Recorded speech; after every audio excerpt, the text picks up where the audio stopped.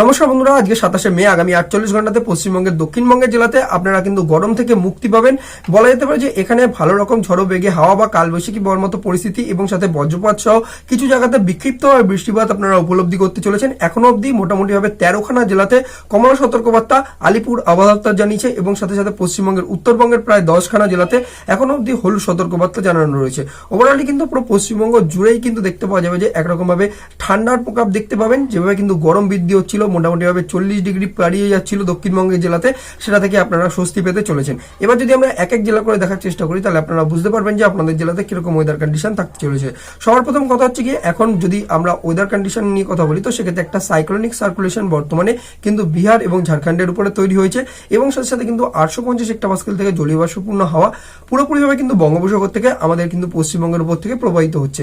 এই জন্য কিন্তু একটা আমরা বৃষ্টিপাত দেখতে পাবো আমাদের দক্ষিণবঙ্গের জেলাতে, এবং যার জন্য কিন্তু আমাদের উত্তর চব্বিশ পরগনা, দক্ষিণ চব্বিশ পরগনা এবং নদিয়ার বিস্তীর্ণ এরিয়া এবং সাথে কিন্তু বহরমপুরের এরিয়া এবং আসানসোল, দুর্গাপুর এবং শান্তিনিকেতন, বোলপুর, সিউড়ি, তারপরে পুরুলিয়া, বাঁকুড়া এবং বীরভূম অর্থাৎ বিষ্ণুপুরের এরিয়া এবং তমলুক ঝাড়খণ্ডের এরিয়া অর্থাৎ ঝাড়গ্রামের যে পার্শ্ববর্তী এরিয়া রয়েছে, এই জায়গাগুলোতে পুরোপুরিভাবে বজ্রপাত সহ বৃষ্টিপাত এবং বিকালের দিকে কিন্তু পুরোপুরিভাবে কালবৈশাখী উপলব্ধি করতে পারবেন। এই যে আমাদের বর্ধমানের এরিয়া রয়েছে এবং সাথে সাথে কিন্তু আমাদের কলকাতা, হাওড়া, হুগলির যে এরিয়া রয়েছে, এখানেও আপনারা বিকালের দিক করে কিন্তু কালবৈশাখী উপলব্ধি করতে পারবেন। মোটামুটিভাবে কিন্তু বজ্রপাত দেখতে পাওয়া যাবে এবং সাথে সাথে কিন্তু বৃষ্টিপাতও থাকবে প্রায় 10 মিলিমিটার পর্যন্ত। কিন্তু এটাই আমরা যদি একটু উত্তরবঙ্গের দিকে যাওয়ার চেষ্টা করি সেক্ষেত্রে উত্তর দিনাজপুর, দক্ষিণ দিনাজপুরে আপনারা একটু ভারী রকম বৃষ্টিপাত, প্রায় 20 মিলিমিটার পর্যন্ত বৃষ্টিপাত এবং সাথে কিন্তু আমাদের যে মালদা রয়েছে এবং আমাদের যে কোচবিহারের পার্শ্ববর্তী এরিয়া এবং সাথে সাথে কিন্তু শিলিগুড়ি, জলপাইগুড়ি এবং দার্জিলিং, কালিম্পং এবং আলিপুর দুয়ার, এখানে হলুদ সতর্কবার্তা জানানো রয়েছে। যেভাবে ভারী বৃষ্টিপাত হচ্ছিল সেখান থেকে একটু মুক্তি হবে, মোটামুটিভাবে 15 মিলিমিটার পর্যন্ত বৃষ্টিপাত তবুও দেখতে পাওয়া যাবে। কিন্তু এখন অব্দি হলুদ সতর্কবার্তা দেওয়া থাকলেও এখানে কোনো ভারী বৃষ্টিপাতের আশঙ্কা এখন অব্দি জানানো নেই।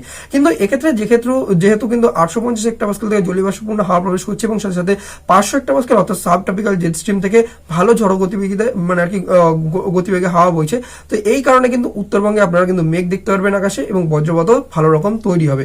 সব মিলিয়ে কিন্তু পশ্চিমবঙ্গের উত্তরবঙ্গের টেম্পারেচার কম থাকবে এবং দক্ষিণবঙ্গে কিন্তু একটা ঠান্ডার মতো পরিস্থিতি থাকবে। যেভাবে কিন্তু গরম বৃদ্ধি হচ্ছিল সেটা কিন্তু হবে না।